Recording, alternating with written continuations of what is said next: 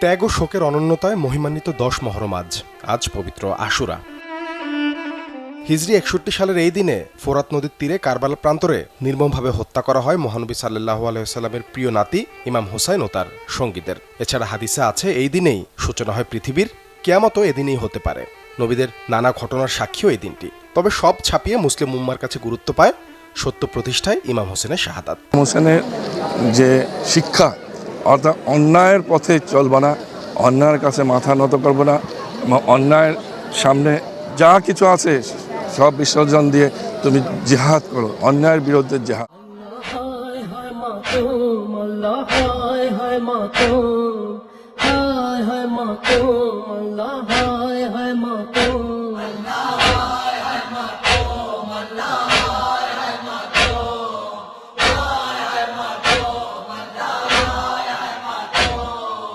শিশুকালে হইলাম নারী নসিবের লিখন, এখনো হইয়া রইল দুধ কাসিমের কারণ।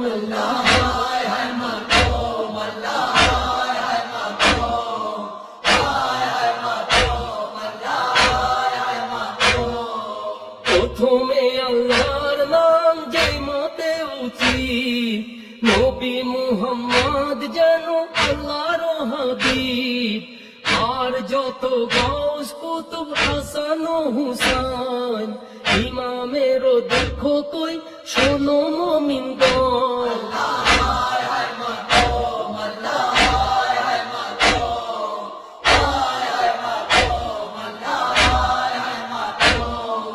নবী পরিবারের উপর করলো অত্যাচার, ৩ দিন পেল না তারা পানি ও খাবার। সূর্যের তাপে চারিদিকে ছিল হাহাকার, শিশুরা খেমাতে হায় করছিল ক্রন্দন।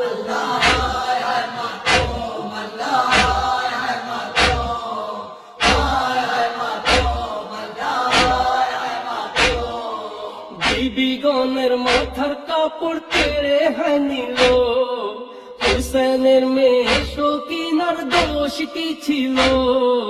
কানের বালি কেড়ে নিয়ে মারলো তারে চোর, বাবা বাবা বলে শিশু কাঁদলো যে তখন।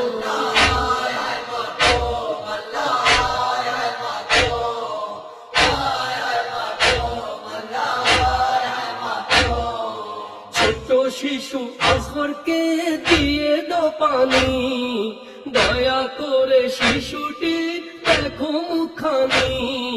মায়ের দুধ পায়নি শিশু ৩ দিন হলো, পাপীরা করলো তবু তীরের আক্রমণ।